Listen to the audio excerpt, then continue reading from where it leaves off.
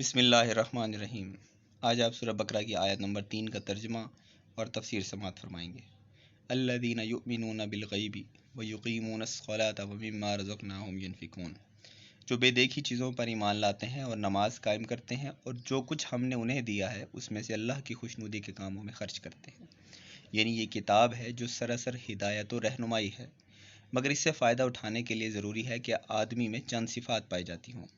ان میں سے اولین صفت یہ ہے کہ آدمی پرہیزگار ہو، بھلائی اور برائی میں تمیز کرتا ہو، برائی سے بچنا چاہتا ہو، بھلائی کا طالب ہو اور اس پر عمل کرنے کا خواہش مند ہو۔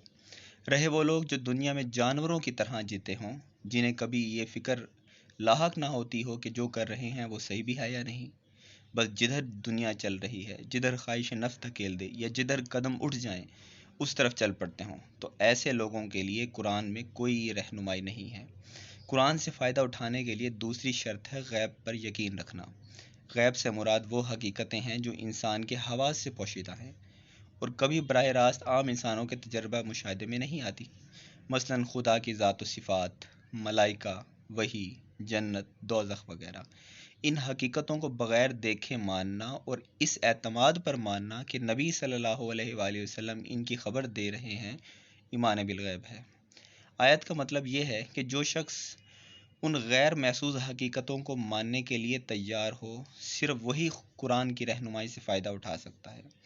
رہا وہ شخص جو ماننے کے لیے دیکھنے اور چکھنے اور سننے کی شرط لگائے اور جو کہے کہ میں کسی ایسی چیز کو نہیں مان سکتا جو ناپی یا تولی نہ جا سکتی ہو، تو وہ اس کتاب سے ہدایت نہیں پا سکتا۔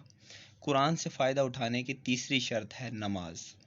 یعنی جو لوگ صرف مان کر بیٹھ جانے والے ہوں وہ قرآن سے فائدہ نہیں اٹھا سکتے۔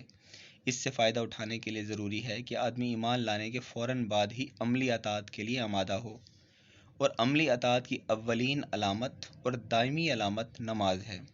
ایمان لانے پر چند گھنٹے بھی نہیں گزرتے مؤذن نماز کے لیے پکارتا ہے اور اسی وقت فیصلہ ہو جاتا ہے کہ ایمان کا دعویٰ کرنے والا اطاعت کے لیے تیار ہے یا نہیں۔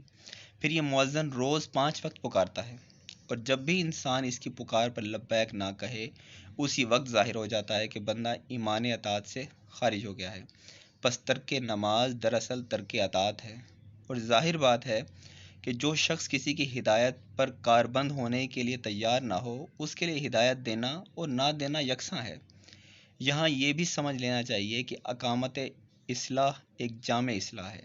اس کے معنی صرف یہی نہیں ہے کہ آدمی پابندی کے ساتھ نماز ادا کرے، بلکہ اس کا مطلب یہ ہے کہ اجتماعی طور پر نماز کا نظام باقاعدہ قائم کیا جائے۔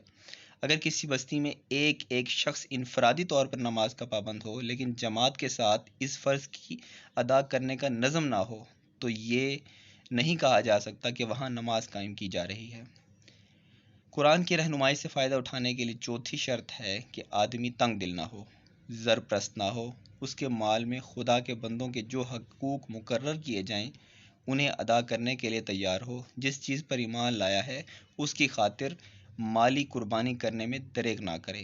اللہ تبارک و تعالیٰ سے دعا ہے کہ اللہ تبارک و تعالیٰ ہمیں قرآن پر عمل کرنے کی توفیق عطا فرمائے، آمین۔